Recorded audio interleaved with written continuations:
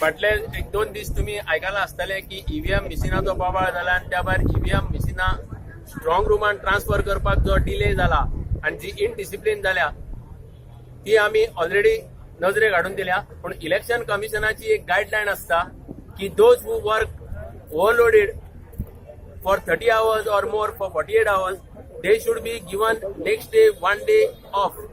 वो सर्क्युलर आसा इलेक्शन कमिशनाचो आणि गव्हर्नमेंट सर्वंट 30 वरां 48 वरां काम करतकूच दुसऱ्या दिसा कोणाक विचारिनासतना घरा रावतात. It is a good thing.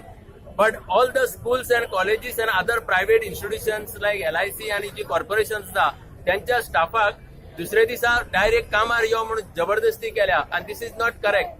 आम आदमी पार्टी ह्या गोष्टीचो निषेध करता आणि मागता की जेन्ना जेन्ना हे टीचर्स बाकीच्या कॉर्पोरेशनाचे स्टाफ ड्युटेचेर असता for 30 hours 48 hours they compulsorily need one day's rest next day and that is mentioned in the ECI guidelines. This was not followed. I hope election commission in Goa will take appropriate action.